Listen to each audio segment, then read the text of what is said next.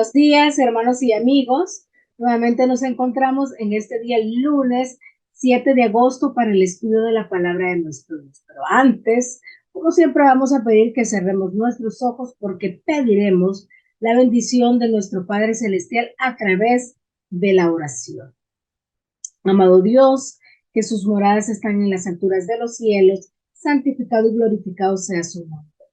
Estamos muy agradecidos porque nos ha permitido otra vez, Señor, ver la luz de un nuevo día, porque estamos estudiando su santa palabra y del cual le pedimos que su Espíritu Santo sea quien dirija mi persona y que lo que yo hable, Señor, sean palabras suyas y así poder aprender más acerca de su palabra. Gracias porque hasta aquí usted nos ha ayudado. Pedimos este favor, Señor, en su Hijo amado, nuestro Señor Jesucristo. Amén. Muy bien. Ya muchos estamos retornando a nuestras actividades, en nuestros trabajos, ya sea en casita, ya sea en oficina, en el lugar en que nos desempeñemos o nuestros jóvenes niños en sus estudios. Así es que iniciaremos en este momento con el respectivo estudio, nuestra lección número 7 de la lección en general que se titula Efesios. Y el título de esta semana es el cuerpo unificado de Cristo. Y para este día, lunes 7 de agosto, se titula Unidos en el Único. Iniciaré compartiendo un texto del libro Testimonios para los Ministros en las páginas 29 y 30, lo cual dice: Dios está sacando a un pueblo del mundo para colocarlo sobre la exaltada plataforma de la verdad eterna. Los mandamientos de Dios y la fe de Jesús. Él quiere disciplinar y preparar a sus hijos. No estarán en desacuerdo creyendo una cosa y teniendo otro una fe y opiniones totalmente opuestas, moviéndose cada uno independientemente del cuerpo. Por la diversidad de los dones y de ministerios que Él ha puesto en la iglesia, todos pueden llegar a la unidad de la fe. Aunque tenemos una obra individual y una responsabilidad individual delante de nuestro Dios, no hemos de seguir nuestro propio juicio independientemente, sin considerar las opiniones y los sentimientos de nuestros hermanos. Este proceder conducirá al desorden en la iglesia. Si los corazones son dóciles para recibir enseñanza, no habrá divisiones. Muy clara la cita de nuestra hermana Elena de White, donde nuestro Dios quiere llevar al cielo a un pueblo preparado y que esté de acuerdo en todos sus preceptos. Y nos dice también esta cita que todos podemos llevar a la unidad de la fe a pesar de la diversidad de dones y ministerios que Él pone. Diversidad de dones y ministerios. No todos nos desempeñamos dentro de la iglesia en un mismo don o en un mismo ministerio.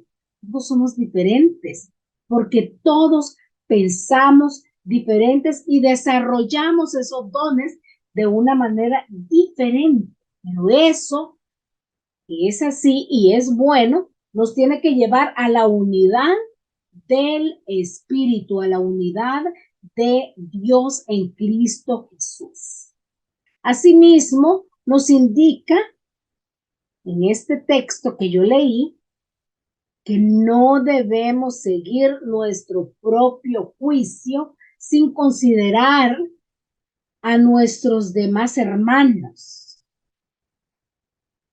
Y finalmente, como decíamos en el estudio de ayer domingo, la humildad, la mansedumbre y la paciencia son virtudes que harán que permanezcamos unidos en Cristo Jesús.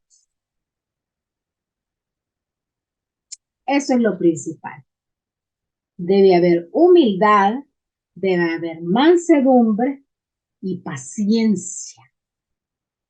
Virtudes que nos hacen permanecer unidos en Cristo Jesús. Mi hermano se desarrolla y se desenvuelve de una manera, yo no tengo que sentir envidia por lo que hace mi hermano.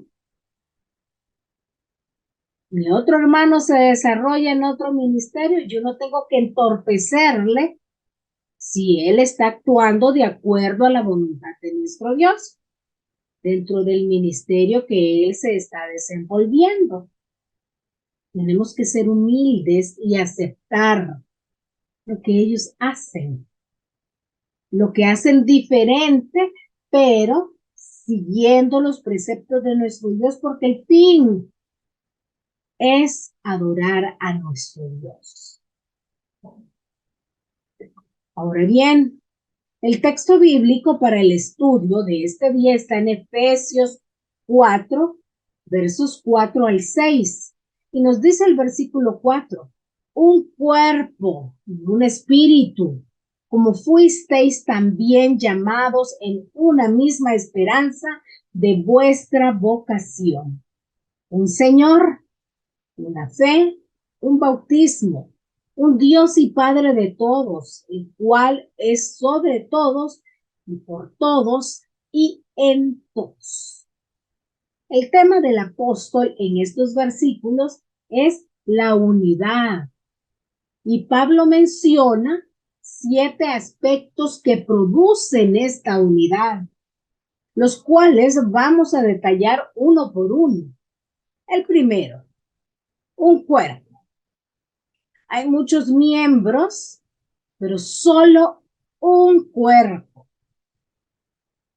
Como dice Primera de Corintios 12, del 12 al 14, la iglesia es una, su pueblo es uno, el remanente es solo uno, el que guarda sus mandamientos y tiene la fe de Jesús también es uno. Por otro lado, el cristiano no es un peregrino solitario, pertenece a un organismo viviente, el cual es la familia de Dios. Esta unidad reemplaza en el corazón del cristiano al Estado, al club y aún a la familia, como el objeto supremo de su afecto. Este cuerpo o esta iglesia debe estar preparada para acoger aquellos que han sido ignorados o dejados por sus familiares por el hecho de pertenecer a este remanente. Que estos miembros puedan sentir que no les hace falta nada y eso va formando la unidad. Claro, Dios es quien provee todo. Segundo aspecto, un espíritu. A este espíritu, el cual fue enaltecido ante Nicodemo como poder regenerador, tal cual lo dice San Juan 3:5, se hizo referencia en el verso 3. Todos los dones, los frutos y las gracias de la vida del cristiano provienen del Espíritu que mora íntimamente en la vida personal de los creyentes. Y de esta forma, por extensión, en la iglesia. El Espíritu elimina las divisiones que hay en todo ser humano, las desarmonías íntimas que convierten la vida de muchos en verdaderos campos de batalla. Lo repito, las desarmonías íntimas que convierten la vida de muchos en verdaderos campos de batalla. Eso es lo que sucede en la actualidad, lastimosamente. La desunión es un indicio cierto de la ausencia del Espíritu Santo. Qué duro lo que dice aquí, ausencia del Espíritu Santo. No tengo al Espíritu Santo para que more en mi vida. Por eso es que yo actúo de esta manera. Tercer aspecto, una misma esperanza. La esperanza ante la exhortación de Dios al corazón humano, la esperanza de salvación y de la manifestación de nuestro Señor, esa es la promesa y la esperanza que tenemos. ¿O habrá otra esperanza? Bueno, el establecimiento final del reino es la esperanza que proporciona una base firme para la paz, la alegría, el valor y el buen ánimo. El Espíritu vivifica esta esperanza, la cual a su vez unifica a los creyentes y llega a ser verdaderamente una esperanza viva.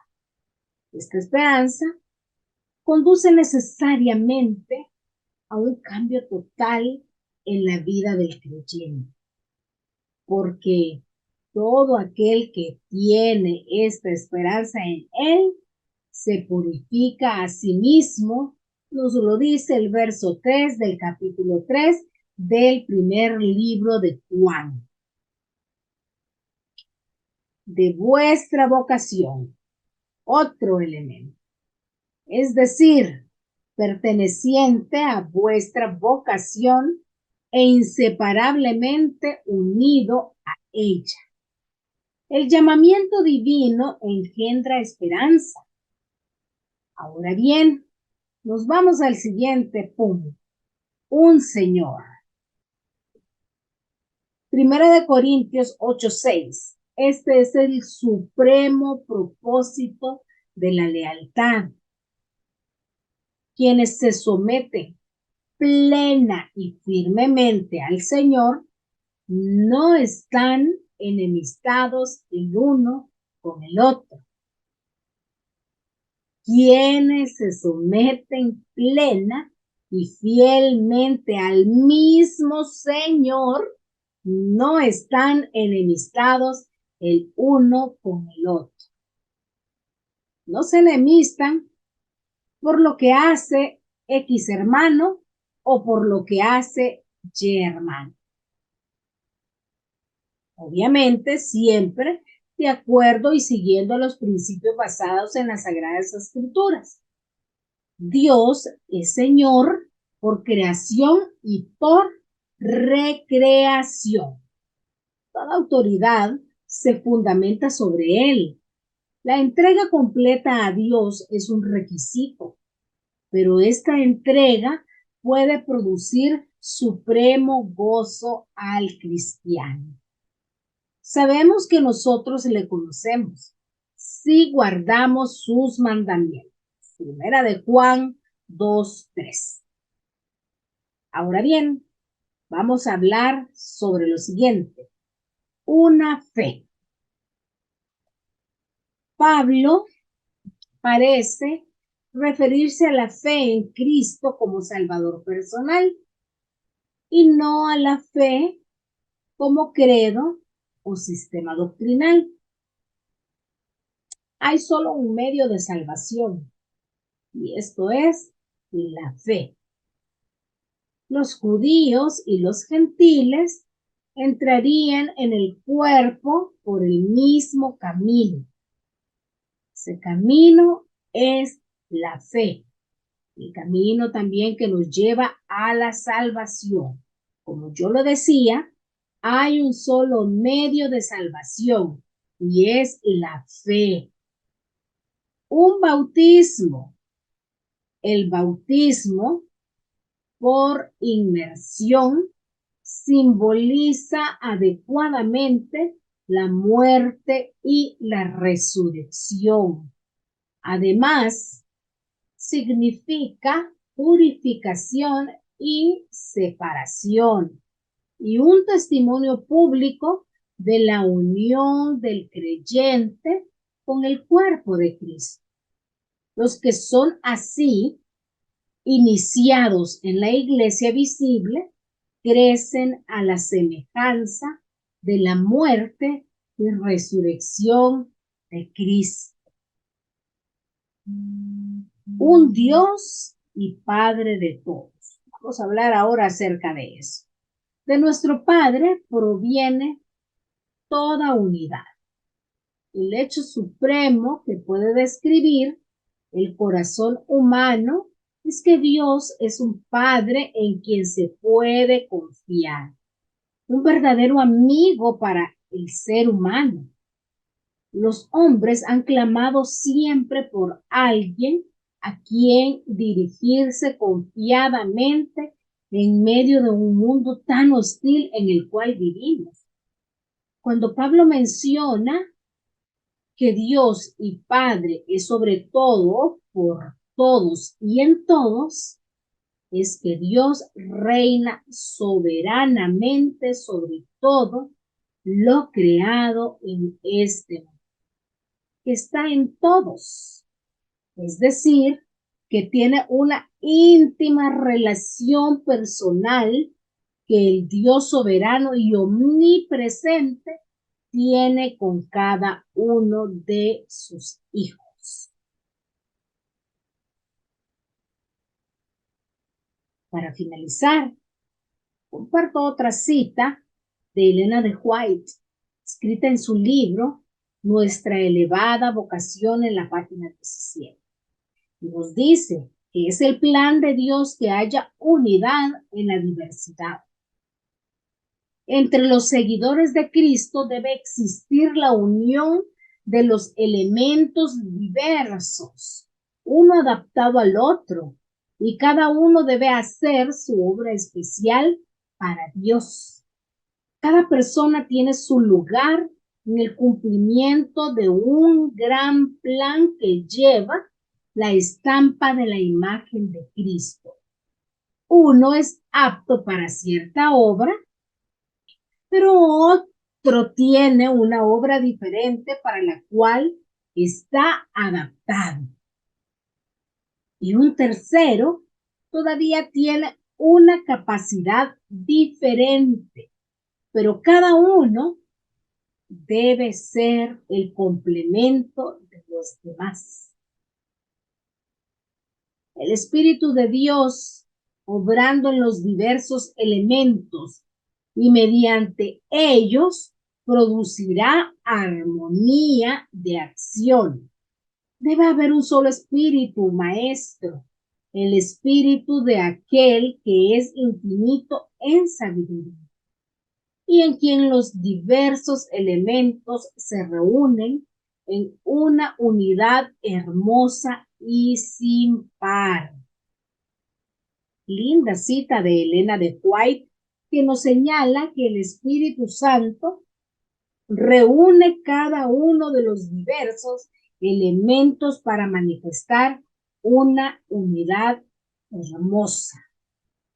Y si cada uno de los miembros del cuerpo de Cristo tenemos al Espíritu Santo como maestro, como guía, entonces se producirá una hermosa armonía de acción en el cuerpo de Cristo.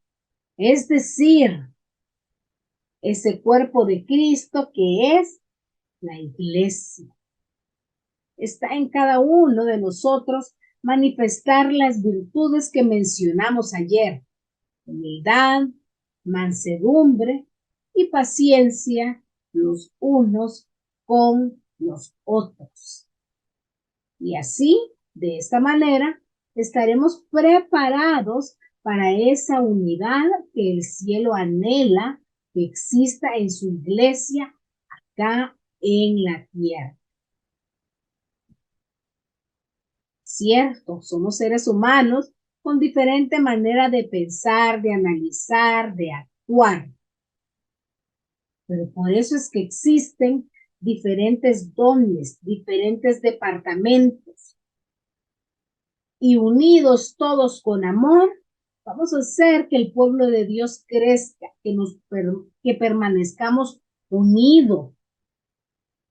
Y está en nosotros el manifestar la humildad, la mansedumbre y la paciencia, y aceptar lo diferente que mi hermano haga de lo que yo haga.